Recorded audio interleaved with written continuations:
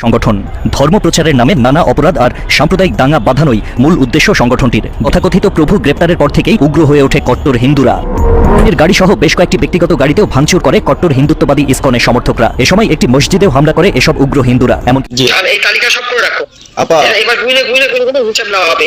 এতক্ষণ দেখছিলেন সংবাদ শিরোনাম, এবার দেখবেন বিস্তারিত। ভিডিও দেখার আগে আপনার কাছে ছোট করে একটি অনুরোধ, আপনি যদি এ ধরনের আপডেট নিউজগুলো সবার আগে পেতে চান অবশ্যই চ্যানেলটি সাবস্ক্রাইব করে রাখবেন। দর্শক চলুন কথা না বাড়িয়ে একের পর এক ভিডিওগুলো দেখে আসি। ইসকন একটি সাম্প্রদায়িক সংগঠন। ধর্ম প্রচারের নামে নানা অপরাধ আর সাম্প্রদায়িক দাঙ্গা বাঁধানোই মূল উদ্দেশ্য সংগঠনটির। বিগত দিনে ইসকনের বিভিন্ন কর্মকাণ্ড নজরে রাখলে সংগঠনটিকে সন্ত্রাসী গোষ্ঠী হিসেবেও আখ্যা দেয়া যায়। গত 25শে অক্টোবর চট্টগ্রামে সমাবেশ করে ইসকন। এই সমাবেশ থেকেই শুরু হয় সাম্প্রদায়িকতার দাঙ্গা বাঁধানোর মূল ষড়যন্ত্র, আর যার নেতৃত্ব দিয়েছেন সংগঠনটির মুখপাত্র চিন্ময় কৃষ্ণ দাস।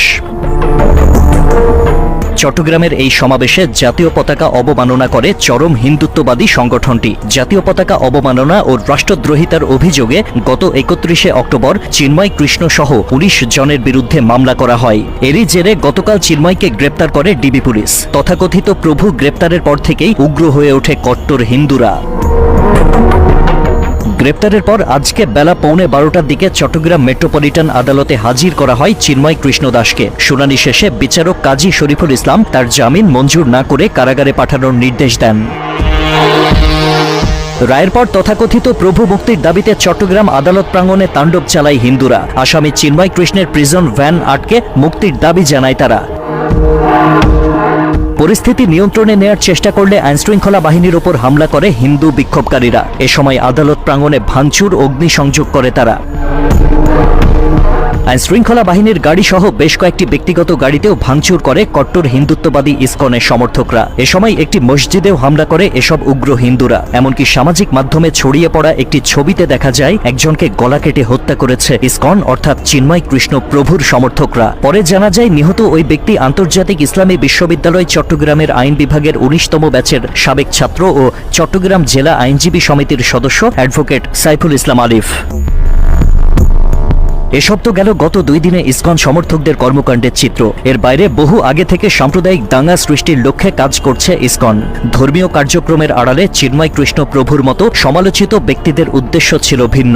গত কয়েক মাসে চট্টগ্রামের ঘটনা সহ দেশের বিভিন্ন স্থানে সহিংস ঘটনা দেখলেই তা স্পষ্ট হয়। এই ঘটনাটি চট্টগ্রামের। একটি ফেসবুক স্ট্যাটাসকে কেন্দ্র করে ইসকনের কর্মীরা স্থানীয় মুসলমানদের ব্যবসায়িক প্রতিষ্ঠানে হামলা চালায়।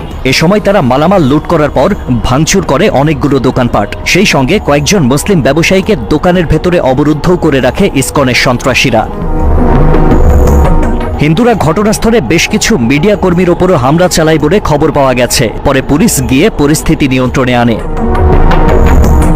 পরিবর্তিত বাংলাদেশে অস্থিতিশীল পরিস্থিতি তৈরি করতেই যেন শক্তভাবে মাঠে নেমেছে হিন্দু সংগঠন ইসকনের নেতাকর্মীরা। 25শে অক্টোবর চট্টগ্রামে এক ধর্মীয় সমাবেশে যোগ দিয়ে বিতর্কিত বক্তব্য দেন ইসকনের মুখপাত্র চিন্ময় কৃষ্ণ ব্রহ্মচারী। এটা সনাতনীদের সমাবেশ, এটা হিন্দুদের সমাবেশ, এটি বেদের অনুগামীদের সমাবেশ, এটি সমস্ত সংখ্যালঘু জনগোষ্ঠীর সমাবেশ। ওই দিন চট্টগ্রামের লালদিঘির মাঠে বাংলাদেশ সনাতনী জাগরণ মঞ্চের উদ্যোগে অনুষ্ঠিত সমাবেশে হাজারো মানুষের উপস্থিতি লক্ষ্য করা যায়। পরবর্তীতে বাংলা এডিশনের অনুসন্ধানে উঠে আসে দেশে অস্থিতিশীল পরিস্থিতি তৈরি করতেই ওই সমাবেশ অনুষ্ঠিত হয়। কেননা হিন্দুদের ওই সমাবেশে অন্য ধর্মাবলম্বী হয়েও ছাত্রলীগ যুবলীগের কর্মীরা যুক্ত হওয়ার ফলেই এত মানুষের সমাগম হয়। এর বাইরে ইসকনের অসংখ্য কর্মীও অরাজকতা সৃষ্টিতে তৎপর ছিল ওই সমাবেশে। সমাবেশের দিন জাতীয় পতাকার উপর ইসকনের গেরুয়া রঙের আরেকটি পতাকা টাঙানোর ঘটনায় সনাতন জাগরণ মঞ্চের মুখপাত্র চিন্ময় কৃষ্ণ ব্রহ্মচারী সহ 19 জনের বিরুদ্ধে রাষ্ট্রদ্রোহের মামলা করা হয়। মামলার পর নতুন পায়তারা করেন ইসকনের মুখপাত্র চিন্ময় কৃষ্ণ। নিজেদের দেশপ্রেমিক দাবি করে হিন্দু ধর্মাবলম্বীরা নির্যাতনের শিকার হচ্ছেন বলে এক ভিডিও বার্তায় মিথ্যাচার করেন তিনি। স্বাধীনতার স্বাদ যাতে সবাই লাভ করতে পারে সেজন্য সবাই যত্নবান হবে। পরবর্তীতে ইসকনের মুখপাত্র চিন্ময় কৃষ্ণ ব্রহ্মচারী সহ 19 জনের নামে রাষ্ট্রদ্রোহের ওই মামলার প্রতিবাদে দেশের বিভিন্ন জায়গায় উগ্রভাবে বিক্ষোভ করেন ইসকনের কর্মী সহ হিন্দু ধর্মাবলম্বীরা। এসব কর্মকাণ্ড ছাড়াও অতীতে এমন বহুবার সন্ত্রাসী কর্মকাণ্ড চালিয়েছে ইসকন। এসব কারণে সংগঠনটির নামে বিভিন্ন সময়ে সন্ত্রাসী কর্মকাণ্ড, ভূমি দখল, মন্দিরে অবৈধ ব্যবসা সহ অনেক ধরনের অভিযোগ তুলছেন খোদ হিন্দু সংগঠনেরই নেতৃবৃন্দ। ভোট সাপ্লাই করছে এবং মারামারি করতেছে। তারা প্রচার করছে ইসকন মন্দির, না, এটা প্রবর্তক শ্রী শ্রী কৃষ্ণ মন্দির। এই মন্দিরেই কিছু উগ্রবাদী সন্ত্রাসী অবস্থান করছে।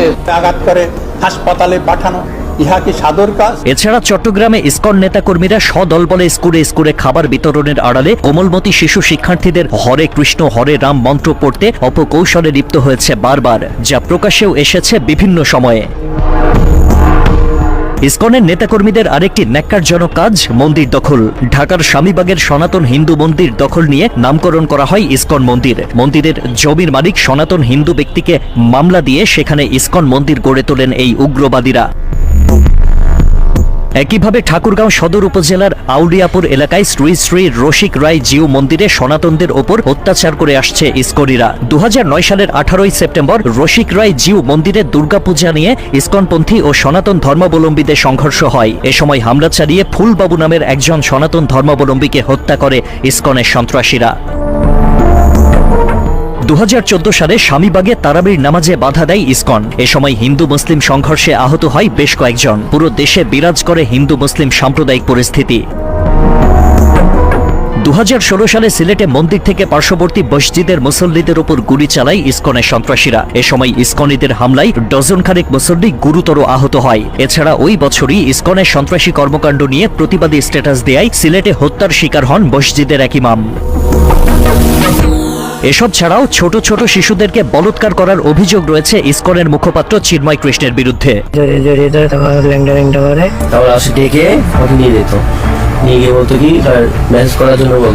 শিশুদেরকে বলাৎকার করার অভিযোগে গেল বছর চিন্ময় কৃষ্ণের বিরুদ্ধে নিষেধাজ্ঞা জারি করা হয়। ওই নিষেধাজ্ঞায় ধর্মীয় বিভিন্ন এই ভিডিওটি দেখছিলেন, এই সম্পর্কে আপনাদের কোনো মন্তব্য থেকে থাকলে অবশ্যই কমেন্টে লিখে পাঠাবেন। এবার দেখে আসবো আরো একটি আপডেট নিউজ। আর এই তালিকা সব করে রাখো আপা এবার গুইলে গুইলে গুইলে হিসাব নেওয়া হবে।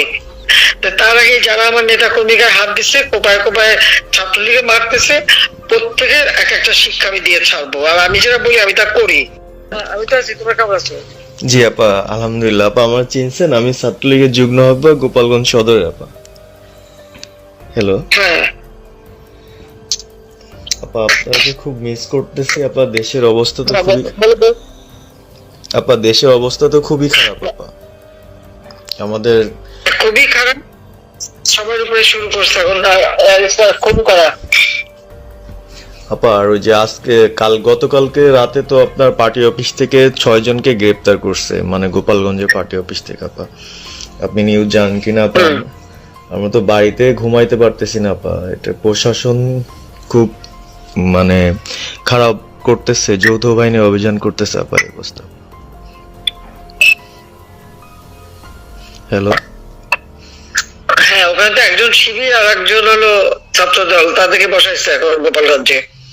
জি আপা, এটা আসলে গোপালগঞ্জের এখন। আপা আমার আসলে আপনার সাথে অনেকদিন ধরে কথা বলার ইচ্ছা ছিল, বাট আপনি ধরছেন, অনেক ধন্যবাদ আপা। আর আমাদের গোপালগঞ্জে একটা দিক নির্দেশনা দিবে এরকমের একজনকে একটু সেট করলে আমাদের জন্য ভালো হয়। আর দ্বিতীয়ত তাহলে সারা বাংলাদেশের নেতাকর্মীরা হয়তো বা নামতে পারতো।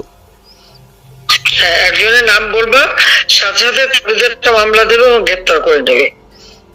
ও তাহলে তো ওইটা আসলে, তাহলে তো সেটাও তো আসলে, তাহলে আমাদের কোন দিকে যে যাব আপা আসলে নিজেদেরই করতে হবে, যে জায়গায় যার অবস্থা।